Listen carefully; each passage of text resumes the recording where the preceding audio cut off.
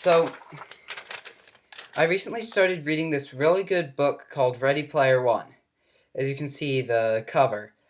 And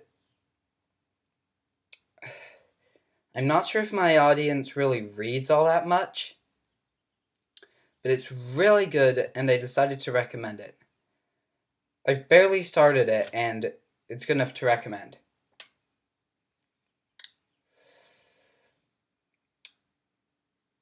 Today I would like to take some of your time to talk about the book Ready Player One. It contains many things in common with today's world, such as MMOs, virtual reality, and widespread gaming, and combines them all into one super game called Oasis, with an Easter egg hunt to gain the inheritance of the creator. It's sort of like if Notch, the creator of Minecraft, had hidden something in Minecraft, and if you found it, you inherited all of his property.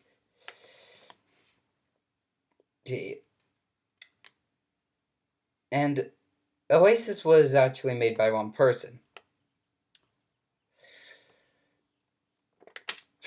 but it's a virtual reality MMO that everybody plays. I mean, you can even attend school in it, which is what the main character,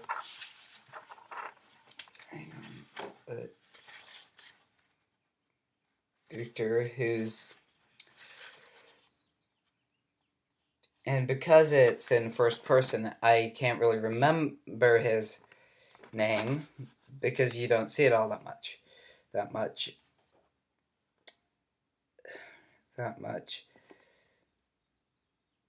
actually attend school in it.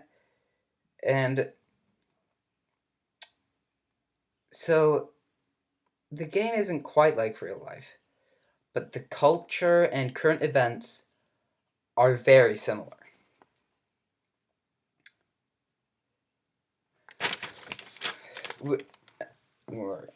Moving on to the culture, the book is basically, the culture is just the 80s are back. And nowadays we're sort of living in an 80s revival now. But it's kind of like when my generation, which is the people who are presently teenagers, who have been listening to their parents' music, 6 kids are teenagers.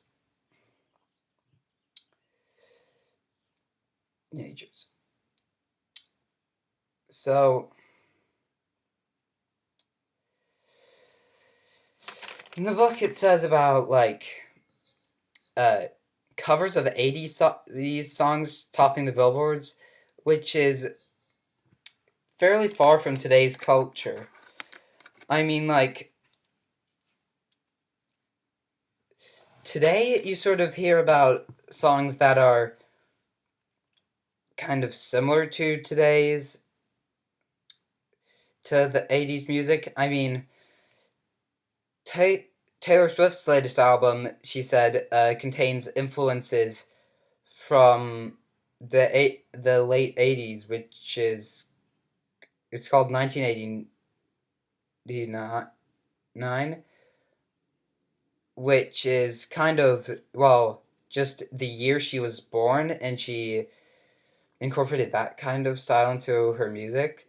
So nowadays, it's not exactly covers of 80s songs, but kind of, well, sort of in a similar sort of style. But this book takes place, again, when in my generation's kids' generation. So it's not hard to believe that it's sort of the 80s revival's revival, if you know what I mean. And moving on to the next thing is global warming, or as some people call it, climate change. Or as I prefer to call it, the tidal apocalypse. In this story, almost all fossil fuels have been used up, so the world has been forced to resort to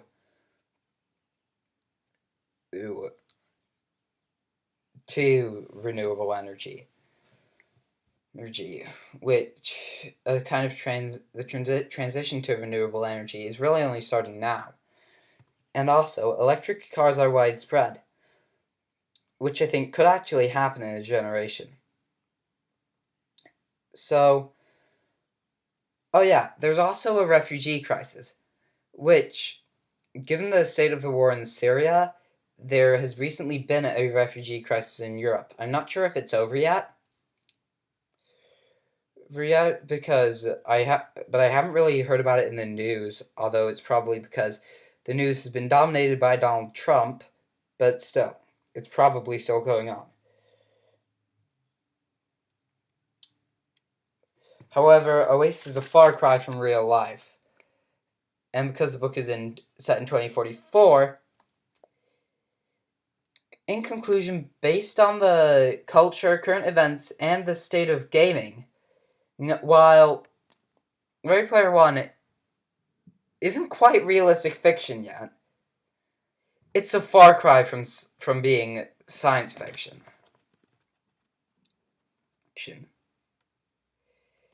It's more like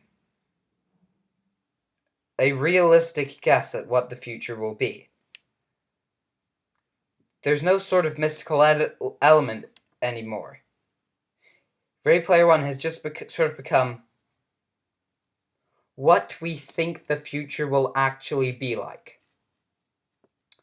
Kind of like some old science fiction stories, one of which was about landing on the moon. We have landed on the moon. That book has passed into the realm of not realistic fiction, but historical fiction. I really would recommend Ready Player One.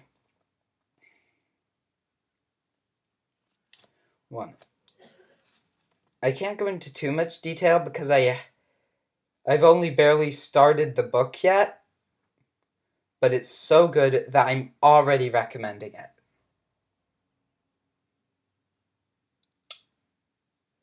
Thank you, and I'm going to have to give some credit here to Ernest Cline for writing the book, and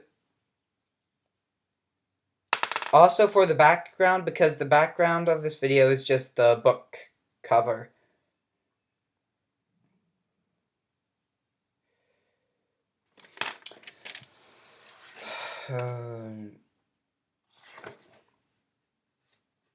I think I'll even read the start. And to convince you to read it, I'm going to start at the beginning. Everyone my age remembers where they were and what they were doing when they first heard about the contest. I was sitting in my hideout watching cartoons when the news bulletin broke on my video feed, announcing that James Halliday had died during the night. I'd heard of Halliday, of course. Everyone had. He was the video game designer responsible for creating Oasis, a massively multiplayer online game that had gradually evolved into the globally networked virtual reality most of humanity now used on a daily basis. So, it's a video game has basically taken over literally taken over the internet. That doesn't take your excitement then I don't know what will. So,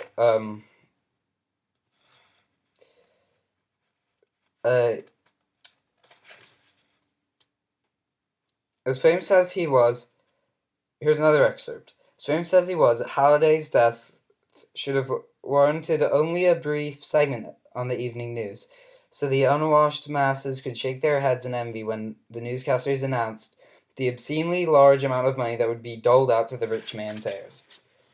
But that was the rub. James Halliday had no heirs. He had died a 67-year-old bachelor with no living relatives and, by most accounts, without a single friend. He'd spent the last 15 years of his life in self-imposed isolation, during which time, if the rumors were to be believed, he'd gone completely insane. Just cutting to another part, Halliday had prepared a short video message, along with instructions that it be released to the world media at the time of his death. He'd also arranged to have a copy of the video emailed to every single Oasis user that same morning. I still remember hearing the familiar electronic chime when it arrived in my inbox, just a few seconds after I saw the news bulletin. His video message was actually a meticulously constructed short film titled Anorak's Invitation. Just cutting a little bit.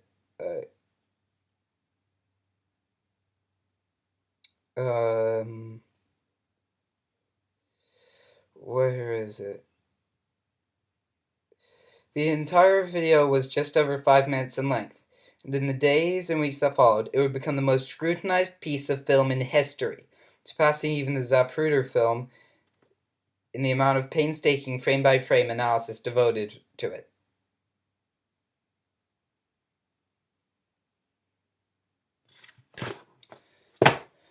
So that basically gives you an idea of the sort of atmosphere that the book is set in. There's also apparently a movie of it coming out recently, and I say you should always read the book first before you watch the movie, so you can accurately compare them. Although some people would say that this makes the book look better than the movie, I know that that is not always the case, because when I watched Blade Runner after reading the book it's based on, Do Androids Dream of Electric Sheep, I found the movie to be better. So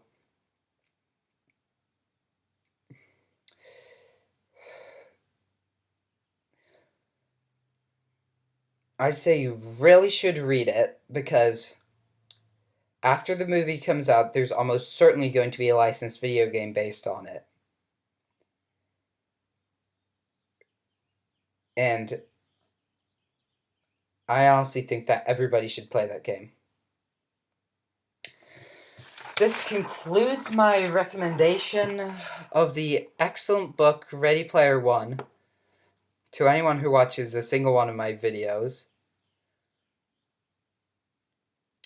And goodbye.